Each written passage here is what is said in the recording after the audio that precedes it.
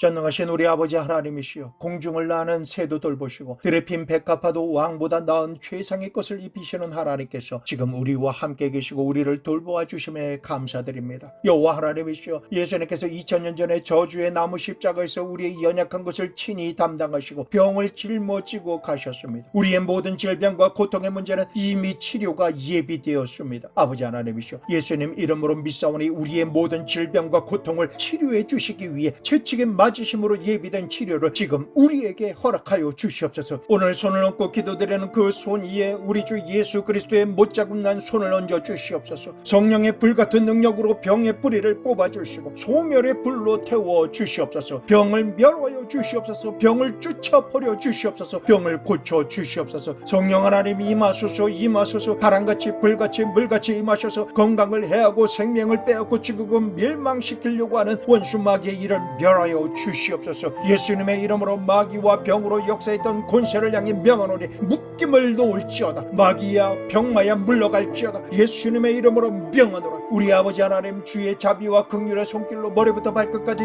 깨끗하게 고쳐 주시옵소서. 하나님, 우리 아버지시여, 수고하고 무거운 짐을 지고 왔습니다. 염려하고 근심을 하다가 왔습니다. 염려의 보따리, 근심의 보따리를 모두 다 주님 앞에 내려놓습니다. 수고하고 무거운 짐을 아버지 하나님 앞에 다 내려놓사오니 일과 짐은 아버지의 것이요 염려하는 것도 아버지의 것입니다. 아버지의 것을 우리가 짊어지고 방황하지 말게 도와주시옵소서. 모든 수고하고 무거운 짐을 아버지 하나님께 맡기며 기도드리며 아버지를 앙망하오니 아버지 하나님의 성령의 능력으로 하나님의 권세로 예수 이름의 십자가 보혈의 권세로 문제를 해결하여 주시옵소서. 돌보아 주시옵소서. 치료하여 주시옵소서. 영혼이 잘된 같이 범사가 잘되며 강건하고 생명으로 때 풍성하게 얻는 역사를 모든 날 모든 상황에서 체험하며 살 수 있도록 도와주시옵소서. 우리 주 예수 그리스도의 이름으로 축원하며 기도드리옵나이다. 아멘.